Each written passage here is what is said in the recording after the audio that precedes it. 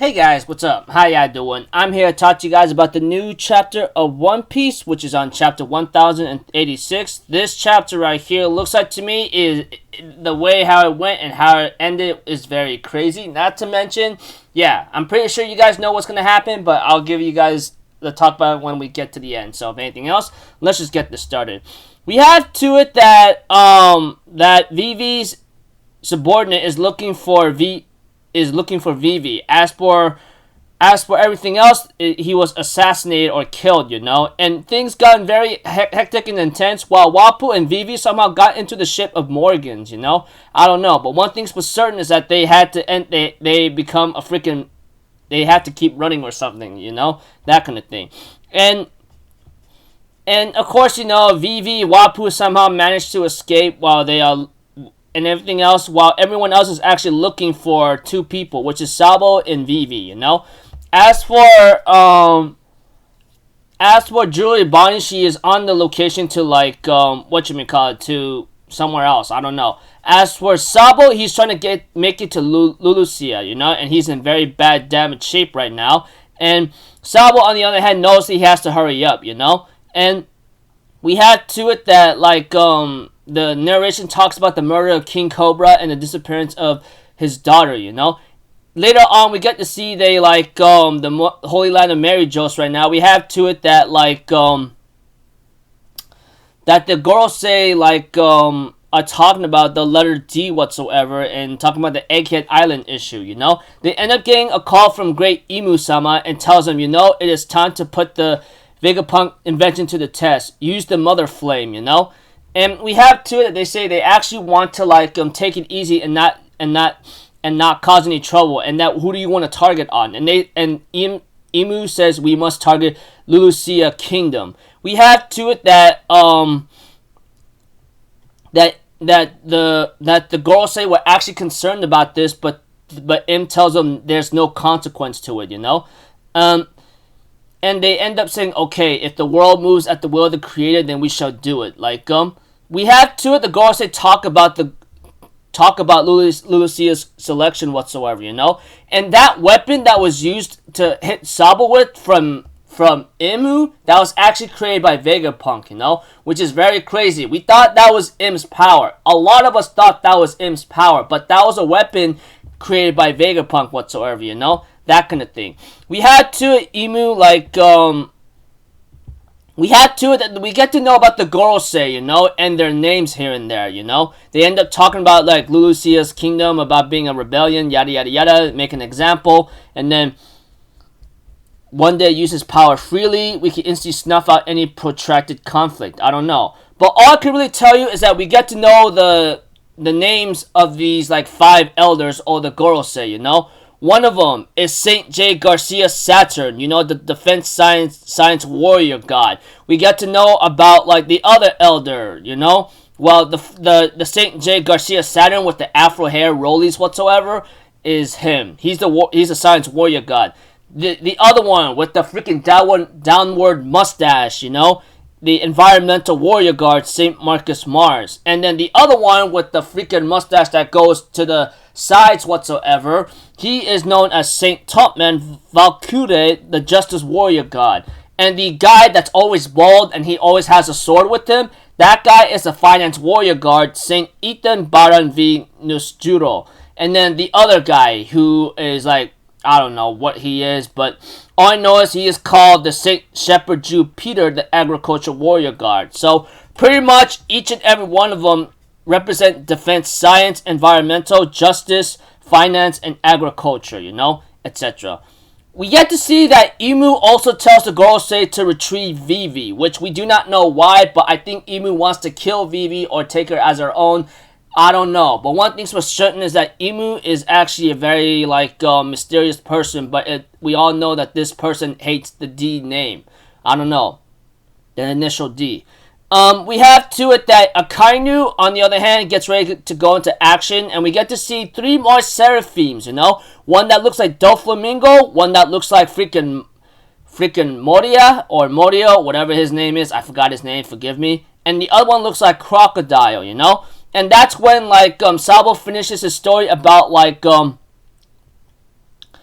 about like Lulusia Kingdom or something like that. All I know is Sabo talks with Dragon and Ivankov about the situation and how they managed to get Lulusia residents to fight with them. But they also talk about the situation about like about how they managed to track him down without an encryption snail whatsoever, you know, etc. And we have to it that like Ivankov and Dragon decide to talk to Sabo about like the weapon that was used to obliterate Lulusia Kingdom whatsoever, you know, and we have to it that Sabo explains how it works. Like, it started off from some kind of natural disaster, but something pitch black was above the clouds whatsoever. And Ivankov remembers about the situation, and then he also talks to Sabo about a fruit that grants eternal life whatsoever. So that person is one of the, like, 800 years ago, the first 20 sovereigns was vast Saint Imu House of Nerona, and so forth.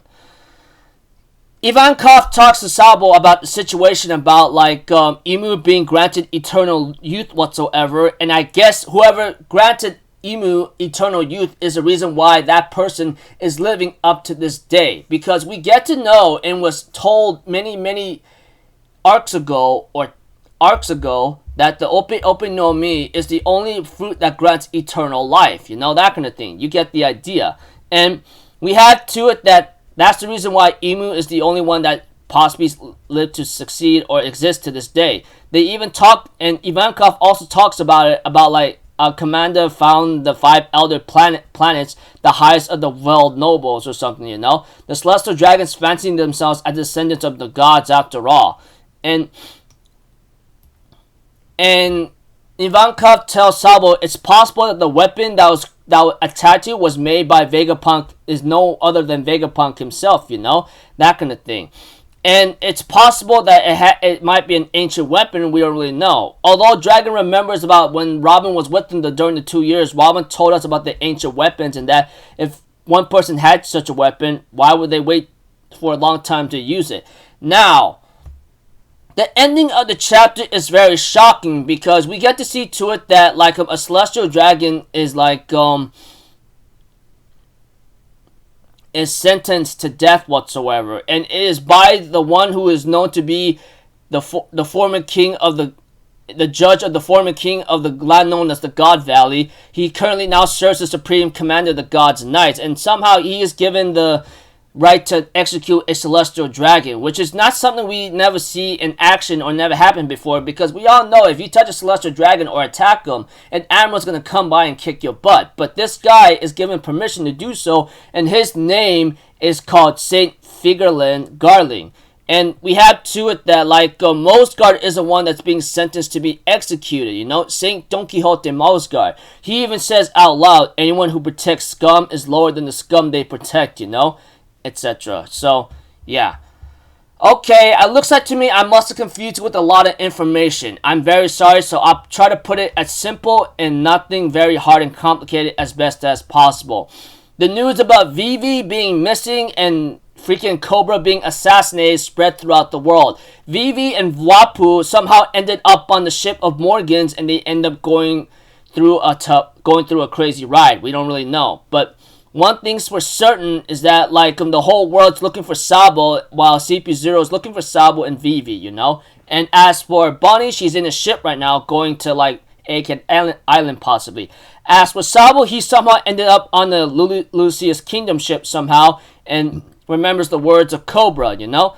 We have to it, you know, that the Gorosei has a meeting with Imu, and that Imu tells him to start the weapon up, and we get to know the names of all the Gorosei, you know. Like I said, they represent defense, science, environmental, justice, finance, and agriculture. And they're all warrior gods and so forth, you know. That kind of thing.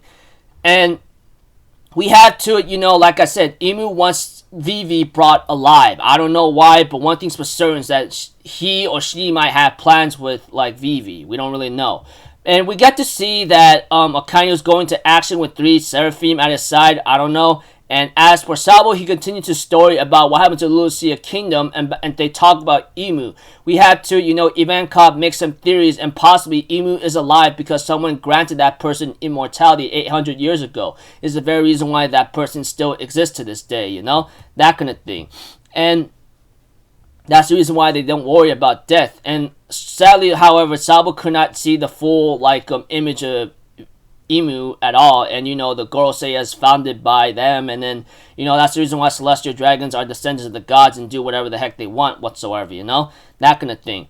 And as for the weapon or the attack on Sabo on Lulusia Kingdom, Ivankov believes that weapon is made by Vegapunk, which is highly true. And then of course, Dragon talks about the ancient weapons that Robin told him about here and there, and something, why would they wait so long to use it whatsoever?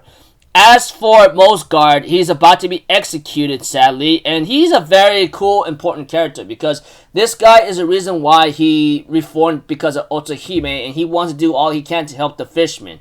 However, his ways of kicking Charlos's butt and wanting to kill him, want him to be dead whatsoever, guess it's gonna cost him his life. And this guy is the one executing him. He was actually the judge of the former king of the God Valley, which we all know that God Valley that happened with the fight with Roger and Garp against Roxy, Zebek, and the other young crewmates that later on become the Yonko. Yeah, they pretty much this person, the judge of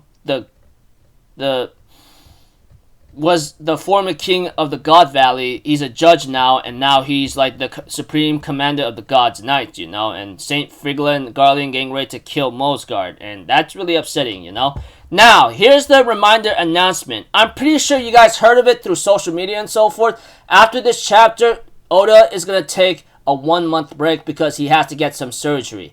This was all said and done and told about through Twitter and all that. You get the idea. Those who like to use Twitter and read up your anime and manga stuff, you understand that Oda is pretty much going to take a break for a month, which is fine, honestly. He could take a long break or many breaks if he has to finish the series, man. I'd rather have him alive and okay and healthy for him to finish the series. I mean, he's gotten this far and now he's entering the final stages of what's to come. So I don't know what's gonna happen, but one thing's for certain is that the Gorosei is now planning their next move along with everything else that's happening. So don't know what's gonna happen next for our buddies and so forth, but one thing's for certain is that the war, I'm pretty sure Oda is planning right now, is gonna turn out very hectic. So we're gonna have to find out how it's gonna turn out there. So until then, people, I'll see you guys in the next video. So I'm Alpha Zero. Have a good day. I'll see you guys next time. Alright? Peace out. Bye-bye. Ta-da!